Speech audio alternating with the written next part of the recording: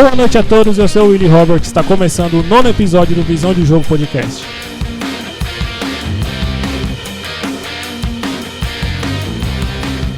Hoje nós falaremos da boa partida do Palmeiras contra o Internacional, os destaques positivos, Felipe Anderson, Flaco Lopes, Vitor Roque, a ótima coletiva do João Martins, as prévias das quartas de final da Libertadores que acontecerá nesse meio de semana.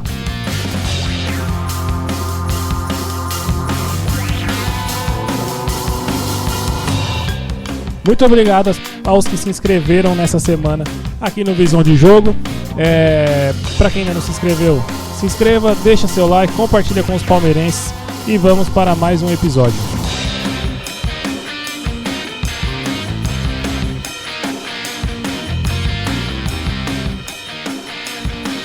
Vamos lá. Palmeiras 4, Internacional 1. Uma ótima partida do Palmeiras.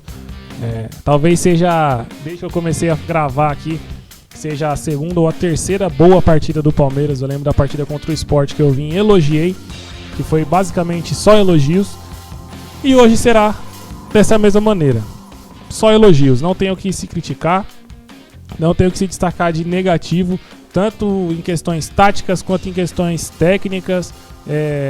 Tudo que foi planejado para a partida muito provavelmente já aconteceu por parte da comissão técnica, porque, como eu já vou falar ainda nesse podcast, a coletiva do João Martins foi excelente. Então, só há destaques positivos nessa partida de ontem. Inclusive, o podcast está saindo hoje domingo, justamente por causa que o jogo foi 6h30 da tarde, num sábado, e o podcast, o horário normal dele, é sábado às 19h. Então, não tinha como eu fazer um programa sem ter base de nenhum jogo, até porque o Visão de Jogo aqui é justamente a respeito do futebol, do campo. Então o Palmeiras não jogou, eu não iria abrir um podcast para falar só de seleção brasileira, que não vale a pena, principalmente a partida que o Brasil fez contra a Bolívia, que aí não vale a pena mesmo. Vamos falar sobre o jogo. O Palmeiras fez uma partida, pelo menos separando do primeiro tempo. Foram tempos distintos, 2 bons tempos, porém que o Palmeiras jogou de maneira diferente. No primeiro tempo, o Palmeiras, do início ao fim, teve muito volume de jogo. Foi do início ao fim, muito volume de jogo, fazendo marcação-pressão, com a bola no pé, jogando futebol de maneiras diferentes, que querendo ou não, é a maneira que o Abel, pelo menos o prime do Abel, tenta fazer no Palmeiras, das vezes que ele conseguiu. O Palmeiras sempre apresentou, quando um bom futebol é dessa maneira, que nem jogou ontem contra o Inter, que aí é o quê? A bola no pé, mas sempre muito vertical. E aí a formação do Palmeiras ajuda o Palmeiras ter um bom futebol, como jogou ontem, porque tanto pela questão de jogar com 2 meias e 2 atacantes e os volantes também participarem muito do jogo, tudo facilita para o jogo fluir. E aí o Palmeiras, com a iniciativa, com a coragem e a vontade de fazer gol, tudo isso se encaixa para dar um bom jogo. Esse volume de jogo do Palmeiras se constituiu muito pela questão do ímpeto do próprio time, mas essas 2 semanas que o Palmeiras teve, desde a última partida contra o Corinthians e até agora, até ontem, essas 2 semanas fez muita diferença. Aí, por questões de descanso, treinamento, que não se tem aqui no Brasil, e o bom uso desse descanso e desse treinamento. Se falou muito da questão do Abel, dele estar em Portugal, pra mim, sinceramente, não influencia absolutamente nada.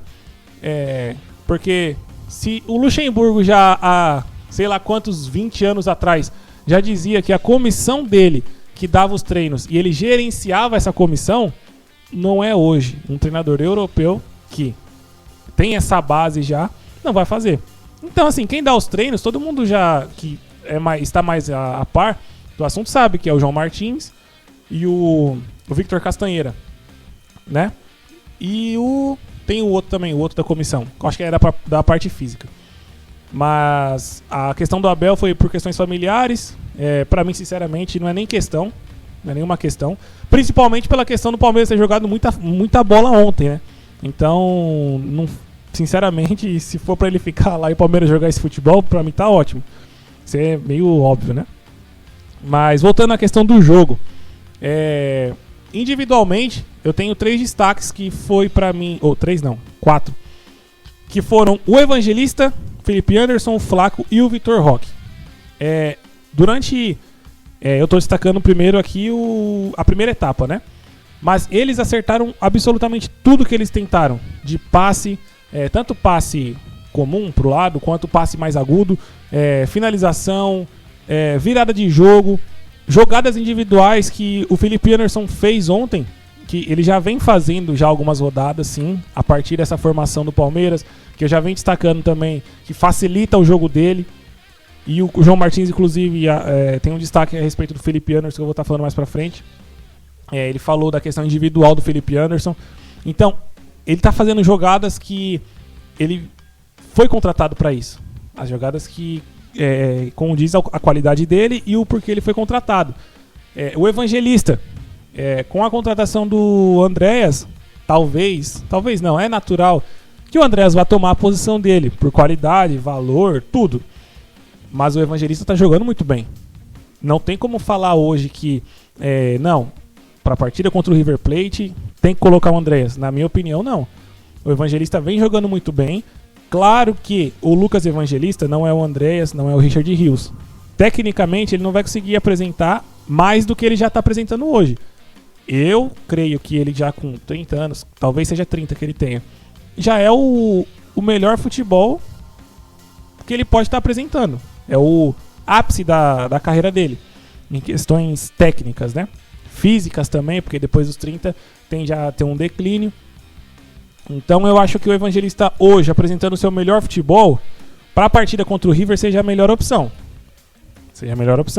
Eu acho que hoje ele não consegue colocar nenhuma dúvida na cabeça do Abel. Pelo menos para agora, para essas quartas de final. Tá jogando muito bem, acertando, tá tendo mais combatividade, coisa que era uma das coisas que eu não gostava do Evangelista quando ele chegou. Era muito pouca combatividade, porque ele não conseguia chegava atrasado. O ritmo que o Palmeiras coloca na marcação em cima dos adversários, ele não conseguia acompanhar e deixava muito a desejar. Na Copa do Brasil contra o Corinthians foi um dos fatores preponderantes. Mas ele já melhorou nessa questão. Com a bola no pé, tá dando fluidez pro time, tá jogando muito bem. Então só tem elogios ao Evangelista, ao Felipe Anderson, já comentei. E Flaco e Vitor Roque, comentar o óbvio das últimas semanas. Graças a Deus acertamos o ataque. Há uma dupla de ataque, uma coisa que eu acho muito positiva, porque para mim o futebol tem que ser pensado para frente, tem que ser pensado no ataque para ser feito gols. E quando se tem qualidade para isso, que é a coisa que o Palmeiras tem, mais ainda. E agora, a partir desse 4-4-2, está sendo pensado o futebol para frente. E aí você vê jogadores que, de tanto serem castigados pelo Abel, hoje, e aí fazia parecer que eles eram ruins, hoje parecem que são craques. Vitor Roque fazendo 3 gols, Flaco fazendo jogadas à la Valdívia. Então quando a gente falava, e a gente que eu falo pessoas mais críticas que enxergam e que gostam de falar a respeito, criticavam a questão do Palmeiras não jogar futebol pra frente, não jogar com a bola no pé, era justamente por causa disso. Tem qualidade pra jogar, e tem obrigação de jogar. A questão de vencer ou não vencer, de fato, pouco influi, porque você tem que estar mostrando futebol para poder vencer as partidas, os campeonatos. E o Palmeiras não estava apresentando. Depois, Palmeiras antes 4-4-2 e pós 4-4-2. É outro futebol apresentado. Então isso é muito positivo. Tem que se elogiar. O Abel não inventou o futebol, não inventou essa formação. Pelo contrário, foi muito cobrado para colocar, para fazer isso, mas está fazendo. Se ele está fazendo, tem que ser elogiado, porque está dando certo, inclusive, e está fazendo da maneira correta. Ontem ele jogou com o Facundo Torres e quando eu vi a escalação me deu uma semi-depressão. Mas durante o jogo o Facundo teve uma certa importância no sistema tático, mais defensivo do que ofensivo, porque com a bola no pé, como eu já falei no podcast passado, ele continua sendo para mim o pior jogador que já vestiu a camisa do Palmeiras, proporcionalmente falando. É claro que já houve piores, mas quando eu destaco isso é pela questão financeira, de momento, Como hoje qualquer jogador que vista a camisa do Palmeiras hoje não tem o Joino do lado, não tem o Max Pardalzinho do lado. Então assim, proporcionalmente falando, pra mim é o pior. Mas ele na partida de ontem conseguiu desempenhar um papel tático que não vai ser o suficiente pra jogar contra o River Plate, pra passar do River. Eu acho que na direita lá, eu ainda vou falar mais pra frente, não pode ser o Facundo, mas ontem ele foi bem. Razoável pra bem. E voltando à questão da formação, o Flaco e o Vitor Roque se combinam muito tecnicamente e eles estão com entendimento de jogo já de como se eles jogassem juntos há anos, nessa mesma formação. E isso, inclusive, naquela jogada do terceiro gol do Vitor Roque, não, do segundo gol do Vitor Roque, o Flaco faz a jogada e o Facundo toca pro Vitor Roque só empurrar pro fundo do gol, é uma demonstração clara de que as jogadas estão fluindo da maneira que deve ser fluida. Jogadas pelo meio, jogador carregando bola, tentando ir para cima, fazendo jogadas individuais, ao mesmo tempo tendo a aproximação dos seus companheiros, que aí facilita tudo, porque a marcação não sabe para onde ir. Uma coisa é você ter um jogador que vai fazer a jogada individual, enquanto os outros estão todos distantes, como acontecia com o Estevão. Eu coloco muita culpa no Estevão em relação à questão dele não conseguir driblar, como eu falei até no podcast passado, dele não saber driblar, os dribles deles nunca ser pra frente, mas também tem muito da questão do time. O Estevão pegava a bola na ponta, ninguém aparecia pra no mínimo um lateral fazer uma ultrapassagem. O Giai ficava preso na defesa. Os meias estavam esperando na entrada da área e os atacantes dentro da área, esperando um cruzamento. Fica muito difícil pra um cara driblar. Agora não, agora você vê Felipe Anderson fazendo jogada, você vê o Flaco Lopes fazendo jogada, coisas que há um ano atrás era impensável, uma coisa que não passava na cabeça de muitas pessoas. Eu sempre vi uma certa qualidade nele na saída da área, mas imaginar que ele estivesse jogando o futebol que ele está jogando hoje, eu não imaginava. E eu sempre destaco pontos negativos do Abel, esse é um ponto positivo. O Abel sempre falou que várias coletivas eu tenho em memória, que o Abel destacou os treinos do Flaco Lopes, dizendo que se os torcedores vissem o que ele fazia nos treinos, ficariam impressionados e não entenderiam o porquê ele não consegue repetir nos jogos. Então, agora está se provando que era verdade isso que ele falou. Como muitas coisas se provam mentira, o que ele já falou, essa é uma das que se provaram verdade.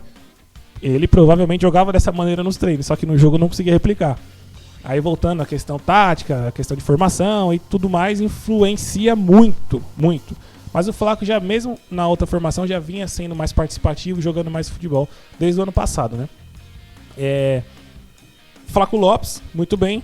Vitor Roque, precisava fazer os gols para tirar a nhaca, para não só a questão da nhaca, mas a ansiedade, aquela questão que ele ainda tem, claro, mas aí também é muito por característica dele mesmo, da ansiedade própria, de querer realizar jogadas, de querer, por ser muito forte e rápido, ele tenta atropelar muitas vezes e acaba se atropelando, se atrapalhando.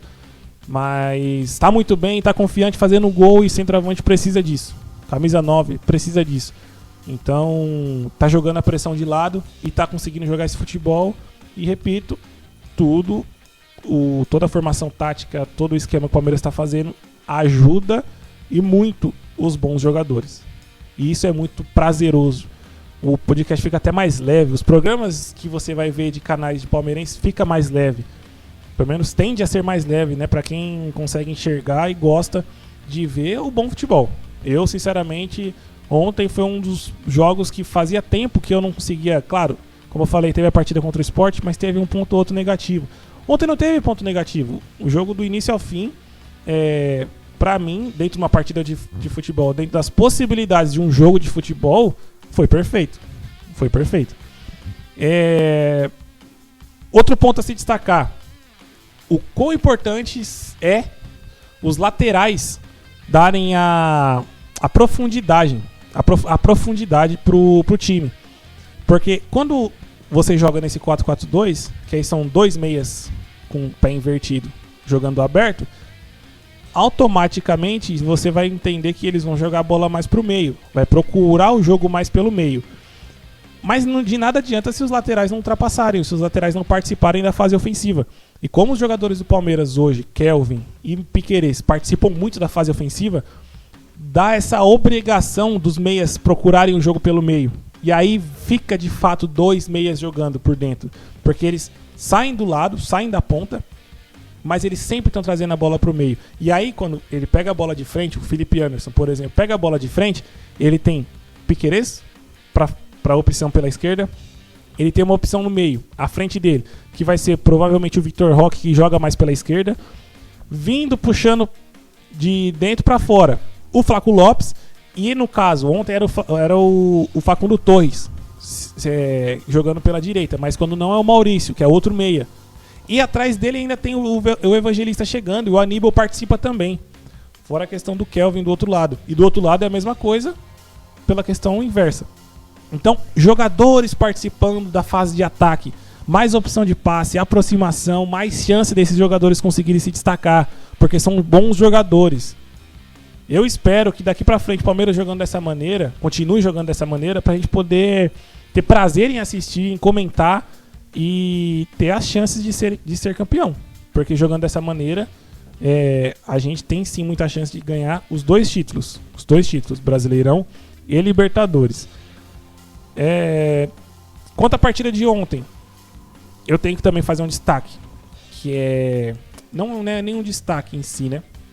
É um comentário mesmo, que pra mim eu ainda vejo o Palmeiras não muito, mas o Palmeiras ainda é ansioso com a bola no pé. O Palmeiras não tem muita paciência de trocar 5, 6 passes, às vezes voltar um pouco pra trás, dar um passo pra trás pra dar 2 pra frente. Não tem muita essa paciência.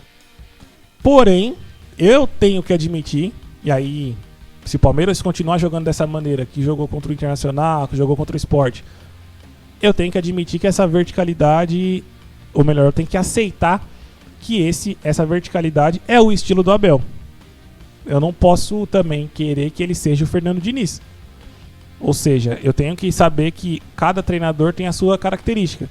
Então, por mais que eu quisesse e entenda que o Palmeiras pode sim jogar de uma maneira com mais posse, mais calma, o Palmeiras jogando da maneira que jogou ontem não foge muito do que eu acho ideal. Porque jogou com a bola, teve intensidade, teve a verticalidade que precisa, sim. Eu só acho que o Palmeiras deveria ser menos vertical e mais paciente.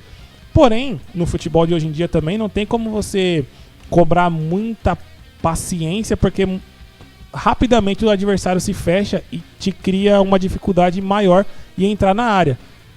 Então, tendo em vista que não tem como ser perfeito todas as vezes que você verticalizar, você vai entrar na área para criar uma chance de gol, você vai errar. Muitas vezes um lançamento, um passe. Então é uma visão que eu tenho, que eu ainda acho que o Palmeiras é sim ansioso, um pouco, não tanto quanto já foi essa temporada, mas ainda tem esses pontos de ansiedade, mas também tenho que admitir e aceitar que é o estilo do Abel.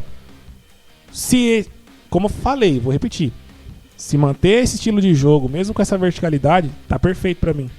Não tem críticas, porque o jogo vai fluir, os jogadores são bons. Então, aos poucos, treinando e jogando dessa mesma maneira, os jogadores vão se entender e essa própria ansiedade, os próprios jogadores vão conseguir controlar. E vai sair mais jogo. Vão errar menos passes, menos lançamentos.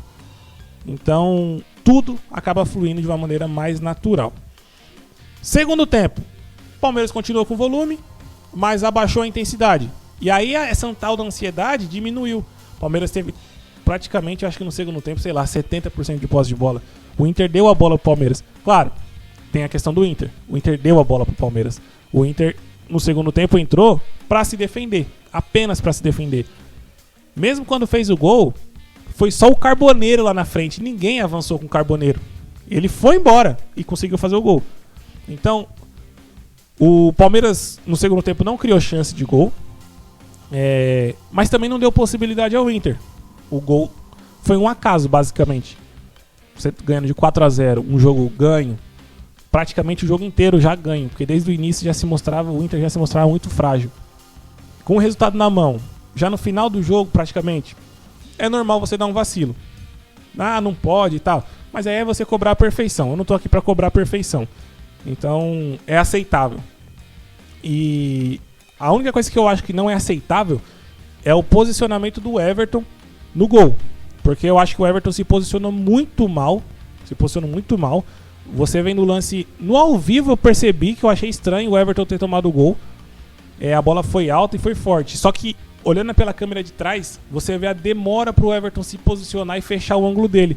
O chute foi no lado dele. Então, se ele tivesse fechado o ângulo dele, ele teria defendido. Porque não teria espaço pra bola passar entre o braço dele e a trave. Entende? É um raciocínio que, vendo o lance de trás, você consegue ter essa clara percepção. Eu acho que ele se posicionou mal. Mas, em relação ao jogo em si, o segundo tempo em si, Palmeiras, como eu falei, teve não teve ansiedade, teve a posse, abusou um pouco de cruzamentos, utilizou mais o Kelvin pela direita, mas não teve oportunidades de gol, não criou chances. Até porque, como eu falei, o Inter foi só para se defender.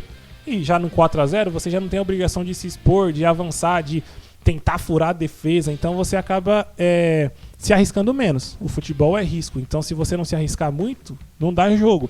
Ainda assim o Palmeiras tentou ali, teve o volume total do segundo tempo, teve a posse, mas pra mim está tudo certo. Tudo certo, não tem erro, não tem o que se questionar aqui.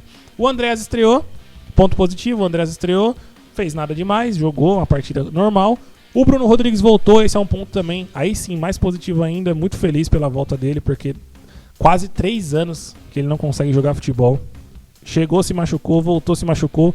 Se não me engano, ele voltou de novo e se machucou novamente, ou não conseguiu se recuperar, e agora tá nessa transição. E a ideia do Palmeiras, aparentemente, pelo que eu já ouvi de notícias, é ele se recuperar pro ano que vem. Perfeito, não tem que ter pressa. Se é que já se teve pressa, viu-se que não deu resultado. Calma, já perdeu 2, 3 anos mesmo, não vai fazer diferença 4 meses a mais ou a menos na carreira dele ou pro Palmeiras. Não vai fazer diferença. É melhor tê-lo ano que vem bem, em perfeitas condições e confiante para jogar, do que se arriscar sem necessidade, até porque o Bruno Rodrigues não é o jogador que o Palmeiras precisa para ser campeão dos títulos que nos restam. Então, vamos com calma, deixa o menino jogar lá. Ele quase fez um gol, inclusive, ele definiu bem de cobertura, mas a bola, não sei se o goleiro resvalou, se a bola foi fraco, sei que não saiu o gol. Mas também foi dentro do que se era imaginável, ele jogou bem para uma volta depois de 1 ano e pouco parado. 1 ano não, né? 3 anos, né? Parado praticamente. Outro retorno que se teve foi do Rafael Veiga, que inclusive foi ovacionado pela torcida. Isso foi muito legal da torcida do Palmeiras cantar o nome do Veiga, porque há uma divisão muito grande na torcida do Palmeiras entre o que se vê na internet e o que se vê no estádio. E aí coloca no mesmo balaio as organizadas, a torcida comum, independente. Quem vai pro estádio definitivamente está indo para apoiar. Só que nas redes sociais muitas vezes você vê pessoas chamando o Veiga de bagre, falando que já deu, mas no estádio a torcida tava cantando. Eu sou da parte que tava dentro do estádio, eu não fui pro jogo. Eu sou da parte que ovaciona o Rafael Veiga, porque o que ele tá passando hoje, de questões técnicas, é devido ao problema físico. Não é que ele tá indo pra balada, não é que ele tá zoando com a cara do palmeirense, com o clube, não é nada disso. Então, são momentos que se passam, e aí, da mesma maneira que eu falo dos outros jogadores, o Veiga se encaixa nisso. O Palmeiras, a maneira que o Palmeiras jogava, não ajudava o Veiga. E o Rafael Veiga hoje, pra mim, já falei nos podcasts anteriores, tanto por característica de ser, sempre foi no auge dele um meia atacante, fazedor de gols, presença em área, finaliza muito bem com as 2 pernas e tem estrela. Tanto pelas questões de característica, quanto por questões físicas, já vai chegar, já tá nos 30 anos, se eu não me engano, já tem mais de 30 anos, concorrência e a maneira que o Palmeiras joga, hoje eu não consigo ver ele jogando no lugar do Maurício ou do do Facundo Torres, como jogou ontem pela direita. Mesmo ele sendo meia, ele tem características, e aí o que o Palmeiras precisa hoje, mais para jogar no lugar do Flaco Lopes. Porque aí ele vai ter presença de área, vai se movimentar, vai atrasar, vai ter passe, finalização. Eu consigo enxergar perfeitamente ele sendo um reserva para o Flaco Lopes. Por característica, por questões físicas e da maneira que o Palmeiras joga hoje. Para mim, se encaixa perfeitamente ele jogando como segundo atacante. E ontem o Abel, no caso o João Martins, ensaiou mais ou menos isso. Que ele entrou no lugar do próprio Flaco Lopes. Só que aí o Palmeiras depois colocou o Sousa, colocou o Bruno Rodrigues, aí mudou um pouco o estilo do jogo. Então não deu pra ver muito isso. Mas o Veiga, pra mim, tem que ser segundo atacante. Tem sim condição de reverter tudo isso de fase ruim no Palmeiras e ainda ser campeão e continuar a sua história aqui. De modo geral, o que foi a partida? O Internacional não é parâmetro, porém o Palmeiras fez exatamente a sua obrigação contra times que são mais fracos ou estão em fase ruim, como é a questão do Internacional. O Palmeiras jogou futebol, criou oportunidades, não sofreu e ganhou o jogo. É isso que tem que se fazer. É isso que eu sempre cobrei. Fazendo isso todos os jogos, ou sempre que possível, né? Porque na maioria das vezes é possível. Tá perfeito. Não tenho que se discutir. Vamos agora falar um pouquinho da coletiva do João Martins. Uma coletiva muito boa. Não acompanhei na íntegra, eu vi só os comentários não os comentários, né? Na página do Globo Esporte do Palmeiras, teve lá o escrito da coletiva. O que eu destaquei aqui para trazer para vocês é a da coletiva dele, quando ele falou sobre o Felipe Anderson. Aí eu vou voltar um pouco no que eu tava falando dos jogadores. Aspas para o João Martins. O Felipe Anderson teve um problema na gestão da parte física quando chegou. Não tinha descanso e estamos conseguindo evoluí-lo. É normal quando o jogador não tem dores e entra em campo. Esperamos que ele continue com esse rendimento e que ele consiga entrar 100%, mantenha o rendimento dos últimos jogos. Quando o coletivo está bem, ele se sobressai, porque ele é coletivo. Ele sempre coloca a equipe em primeiro lugar e falamos que ele precisa ser mais individual. Se ele for melhor individualmente, vai melhorar a equipe. Essa parte final diz muito respeito sobre o que eu sempre falei, e não só eu, mas o que eu sempre falei, tanto sobre o Felipe Anderson como sobre o Vitor Roque, sobre Maurício, sobre Flaco Lopes também, querendo ou não. O que ele disse aqui?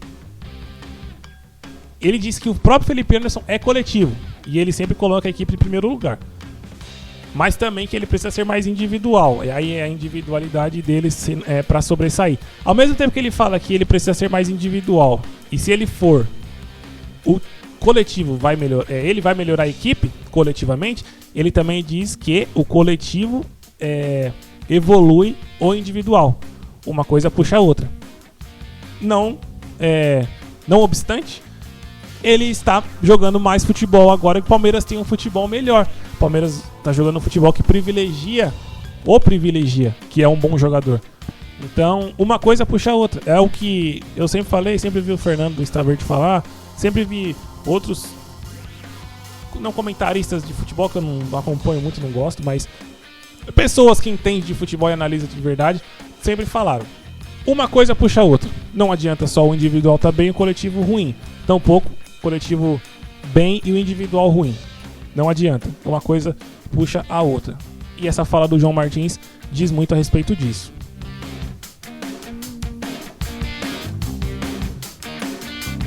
4-4-2 é a formação da temporada. Vamos falar agora aqui sobre essa formação do Palmeiras, que pra mim revolucionou a temporada.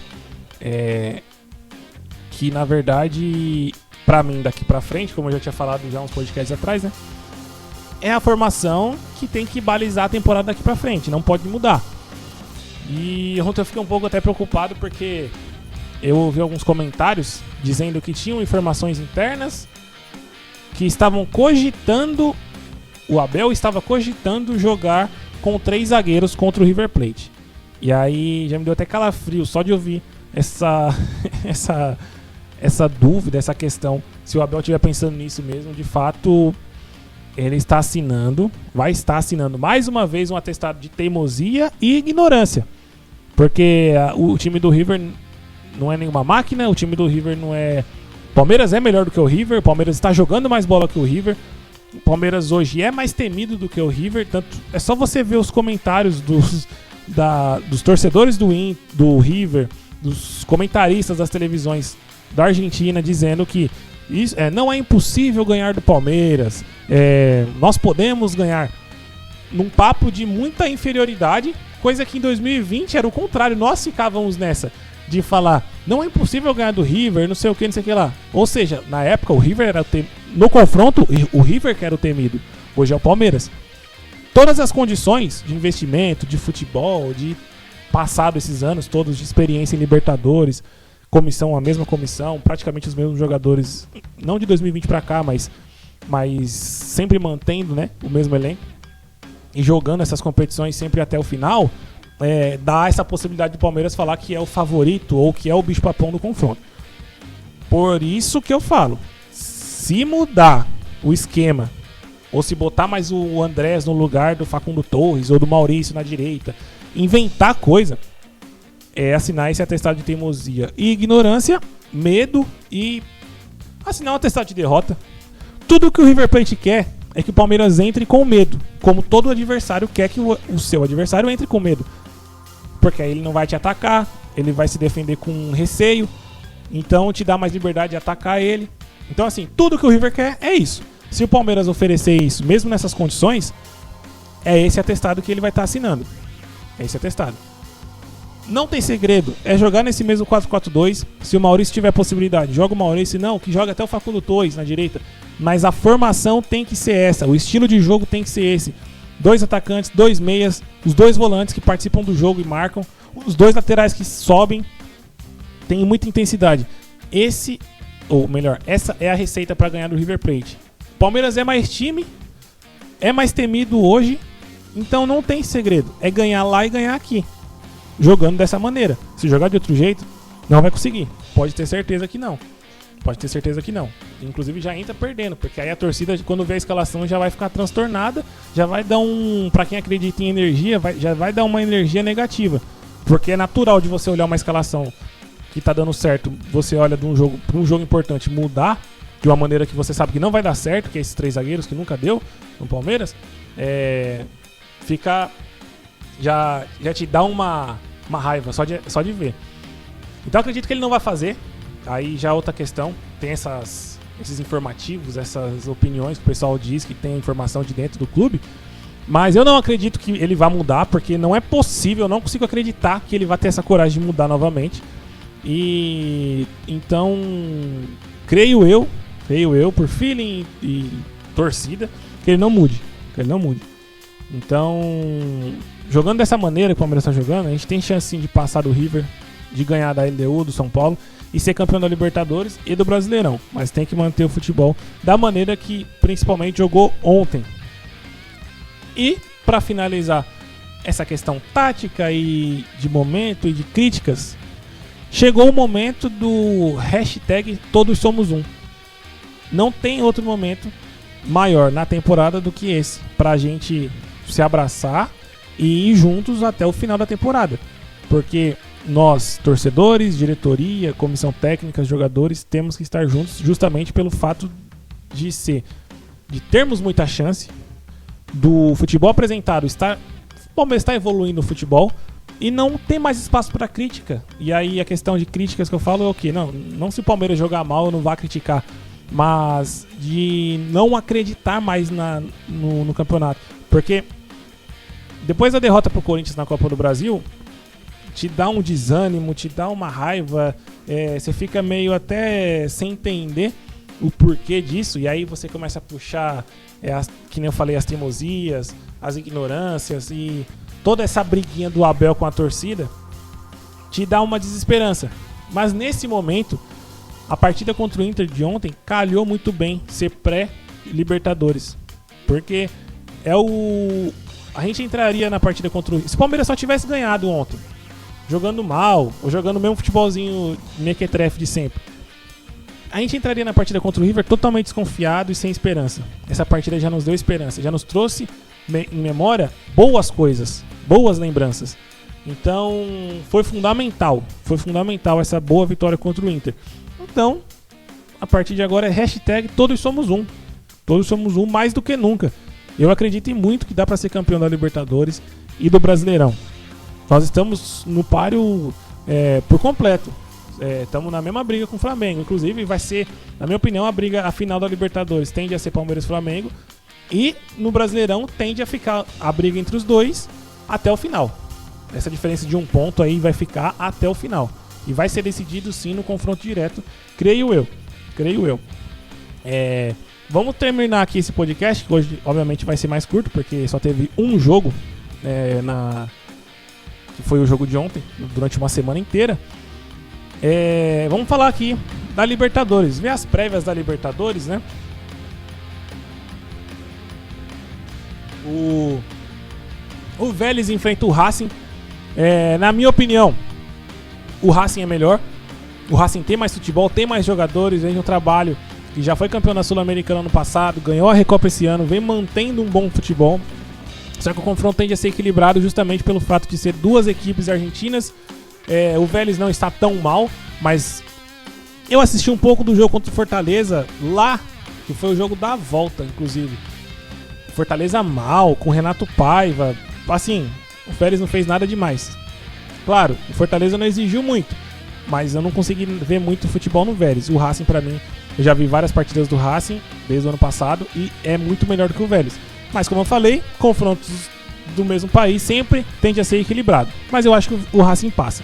Inclusive, não só passa, mas como vence esse primeiro jogo, que é em Sarsfield. Eu não sei se a cidade é Sarsfield. Eu sei que é do velho Sarsfield. LDU em São Paulo. Vou pular aqui River e Palmeiras, que vai ser o destaque final. LDU em São Paulo acontece na quinta-feira às 19 horas. Bom que eu vou conseguir assistir. Acordo cedo, então esse é um jogo que dá pra assistir. Inclusive dá até pra trazer análise no próximo podcast. O São Paulo pra mim é melhor, bem melhor do que a LDU. Também assisti a LDU e Botafogo, assim. A LDU, o Botafogo quis ser eliminado. Vamos colocar assim, o primeiro jogo eu não vi. Eu vi que o Botafogo fez um gol com 30 segundos de jogo e depois não fez mais absolutamente nada. Mas a LDU também não apresentou problema pro Botafogo. Ficou 1-0. O jogo da volta eu assisti. Foi uma vergonha pro Botafogo, foi uma vergonha. Botafogo com medo da altitude, sem querer jogar, dando a bola pra LDU e a LDU sem saber o que fazer com a bola. Tá aí o porém. A LDU não tem qualidade pra jogar contra um time tecnicamente superior. A questão deles é a altitude. Só que a altitude deles não é igual o que o Brasil jogou agora contra a Bolívia em El Alto, que foi 4.100 metros. Tampouco é La Paz, que é 3.400, 3.600, não sei, por volta disso daí. É 2.800 em Quito. Então, assim, é altitude, é difícil, mas assim, é quase a metade do que o Brasil jogou na Bolívia. Então, é possível, assim, de você jogar, é possível você conseguir jogar um futebol. Jogar futebol, não que você vá se expor, vai ficar correndo que nem maluco, não. A intensidade vai ser mais baixa. Mas, da mesma maneira que falam que o gramado é ruim pros dois, o sol é pros dois, quando tem essas condições adversas de clima ou de campo, a altitude também é pros dois. Falar que um time tá mais acostumado que o outro, beleza, é normal. Da mesma maneira que um time tá mais acostumado a jogar no sol do que o outro. O campo ruim, um tá mais acostumado que o outro. É pros dois, mas um tá mais acostumado que o outro. Mas por que você consegue ganhar nessas condições que é tão adversas quanto essa da altitude?